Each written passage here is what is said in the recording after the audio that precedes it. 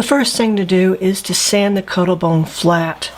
You would sand the soft side as opposed to the hard shell side. Rub the soft side against 220 sandpaper. I'll draw my design in this flat area right through here. Simply take a pencil and draw it around. This is going to be like an ocean wave. And just coming around like so. And this comes up and this comes around. And then this sticks out a little bit more than there. Outline the shape using a pointed pen tool of some sort. This is a tinsel tool.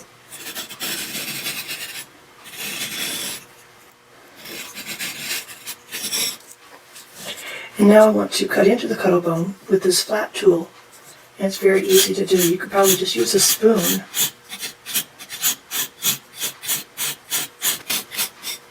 Decide what you want deeper and what you want thinner.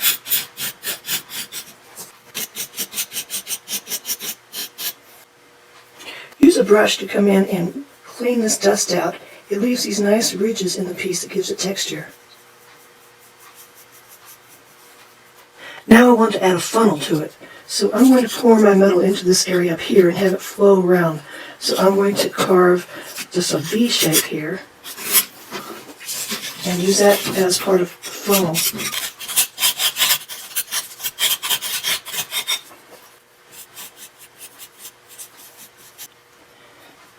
Next I need to make air vents so that when the metal flows into here, the air that's trapped in here has a way to get out. So I'll just scratch some lines coming out, like that. Right here I came a little bit too close with my line, so I'm just going to fix this by just scratching that out. And then using a brush to brush away the excess. The charcoal block creates a back for the cuttlebone, so it's going to go together like this. But before I can use it, I've got to sand this side flat and put in a better funnel. I'm going to sand this flat just by rubbing against the sandpaper. Now I'll carve the funnel with this dental tool. When I place the two of them together, the funnels must line up. That's where the metal will go into the mold. I'm going to use 18 gauge annealed steel wire to tie the two of them together. It's best to go ahead and put the bend in the wire for the bottom side of the cuttlebone and charcoal block. So I'm just going to bend this like this right here, making a U shape. Now wrap the wire around the charcoal block and position it so that the funnels line up, and then twist the wire together on the corner of the charcoal block.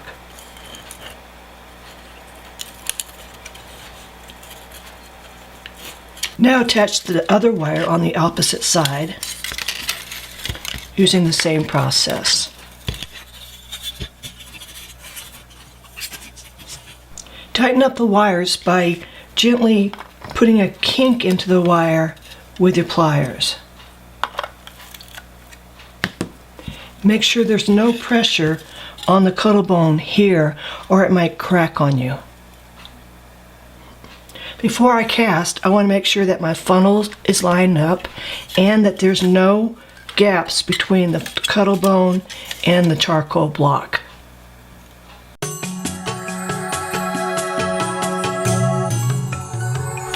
I put the charcoal and cuttlebone in a pan full of sand. This will hold it for me when I cast.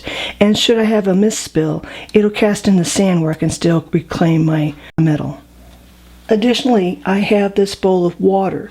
Should I have leftover melted metal, I can pour my melted metal into this water. It'll catch it and create little fine grains of metal that I can use for casting later. I've placed my crucible on these kiln blocks. That way I can heat it up and it won't hurt the table.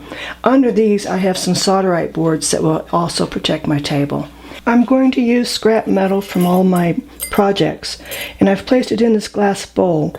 I'm going to use my acetylene air torch. This is a Smith handle, and I'm going to light it with a striker. And to light it, I turn the striker upside down, turn the gas on, and then strike it. By By turning it upside down, that captures the gas so it will light. Before I cast, I want to demonstrate the best way to pour this. You only have a few seconds to get that molten metal from here into that funnel. So what I do is I pre-wind my hand upside down, and then when I go to pour, I just straighten my hand out. I want to preheat my crucible and then put my metal in. If I put my metal in first, it takes longer to heat up the crucible. When you're heating your crucible, move it in a circular motion. This heats it up evenly. It's warmed up now. When I take the torch away, you'll see that it's got a slight red glow to it.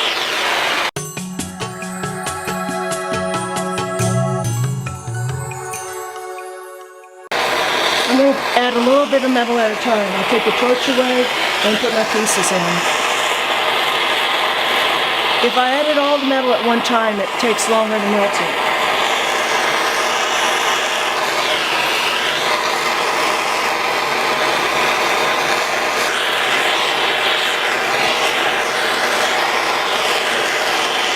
My metal's melted now, and so I'm ready to pour it into the mold.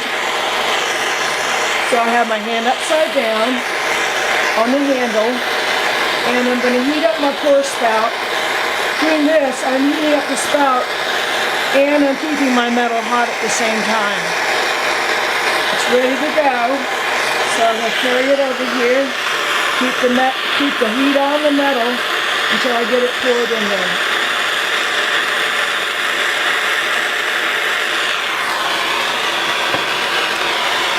So what I'm going to do is cut the wire.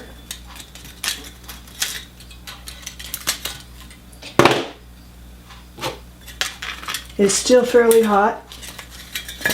And lift that off. As you can see, the Cuttlebone is completely burned in here. So it's just a one-time use type thing. Here's my casting. If you notice the way I drew this, it curls this way, but the casting comes out opposite, so it's going to be curling the opposite way.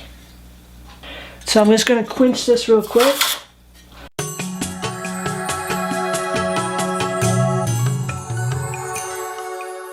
The first thing I want to do is cut this funnel off and get my shape back, and then cut off these areas here which were the air vents.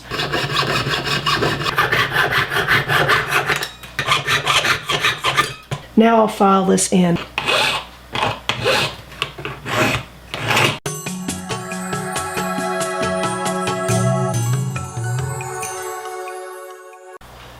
I'm going to drill a hole for my jump ring in the top right here. And so I'm going to hit it lightly with a punch and a mallet. And this gives a little divot so that the drill bit can catch into the metal and drill. The slower speed that you use, the better for the drill bit. This way it doesn't get dulled from heat. I want to file the flashing off the back from drilling the hole. I'm going to have this pearl sit here on my pendant. This 20 gauge sterling silver wire fits exactly into the hole in the pearl. So I'm going to find a drill bit that matches the diameter of this wire. The wire measures a little less than 1 millimeter in diameter. So I need to find a drill bit about 1 millimeter in diameter. Here is where I want that wire to sit. So again, I'm going to punch it and then drill it. Don't want to drill all the way through. I just want a small place for my wire to fit into. I have my wire in the hole being held by locking tweezers. And next to the wire is a small piece of easy solder. I'm going to heat the bottom piece and let that heat the small wire and the solder. That way the solder will flow into the bottom piece and not up the wire.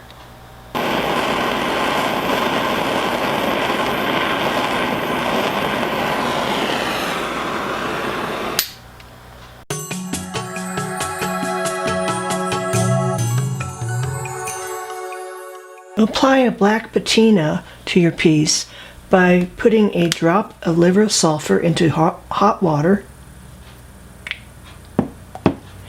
stirring it, and then place your piece in there.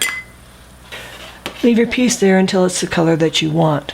Take it out with tweezers, then rinse and dry. I like to create a brush finish with a fiber brush.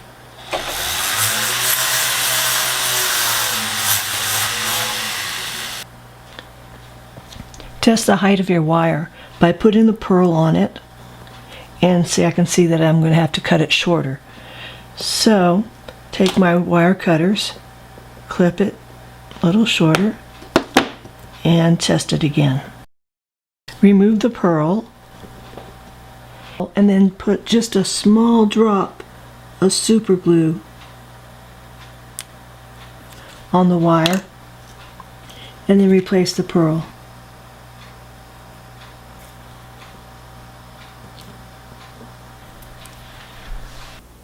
Attach your jump ring and you're done.